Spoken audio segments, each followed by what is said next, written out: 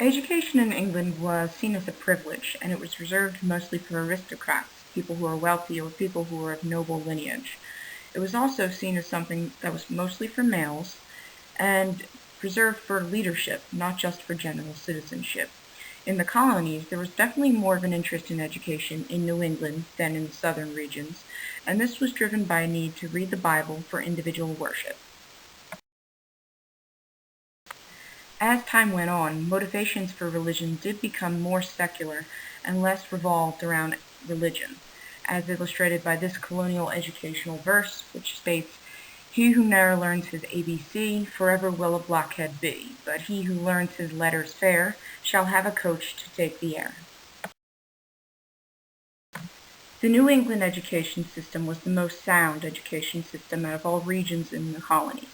The region was full of graduates from English universities, and therefore they established primary and secondary school systems early on, knowing the importance of knowledge.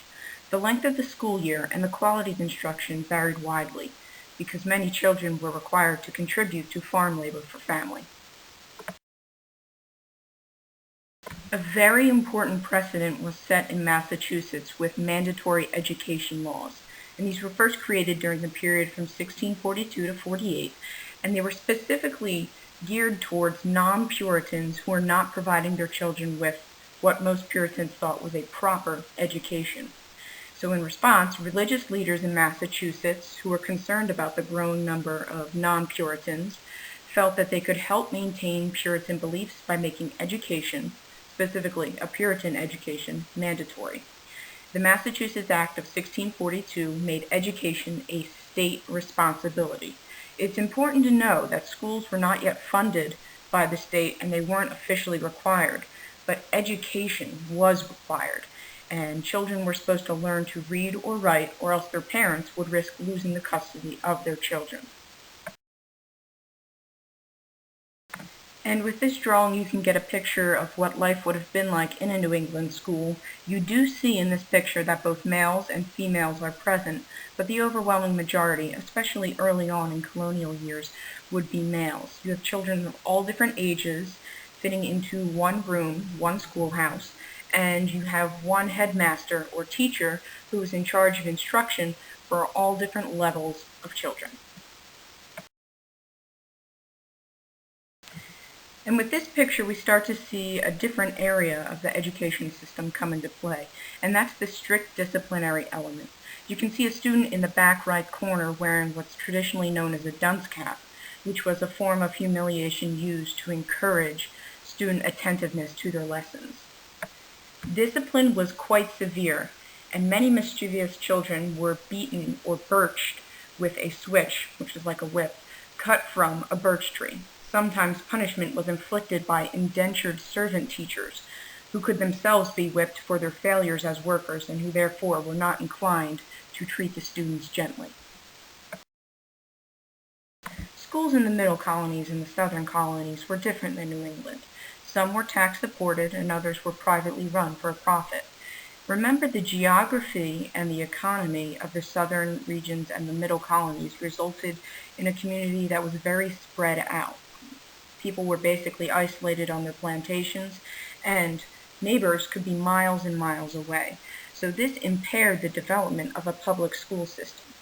Most wealthy families used private tutors to educate their children.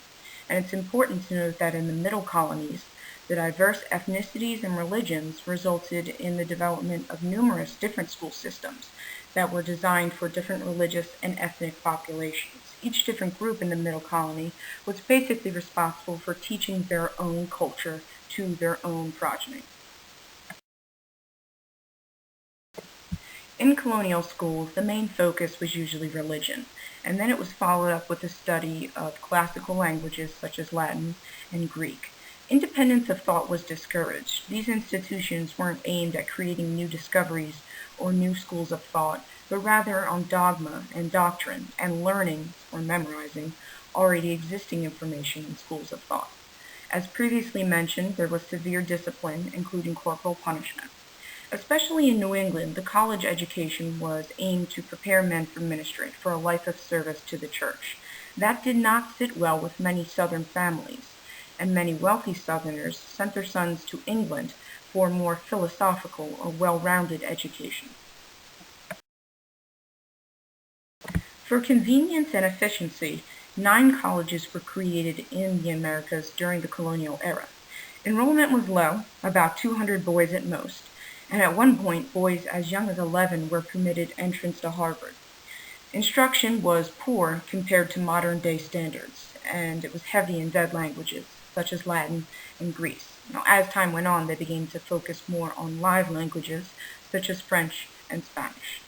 Ben Franklin helped to create the University of Pennsylvania, which was the first college that was free from religious affiliation in the New World. If you look at this list, this table is from your textbook, page 101, and it lists in chronological order the college institutions created in the New World. You could see that every one of them, except for the University of Pennsylvania, which was originally known as the Academy, is affiliated with a religion.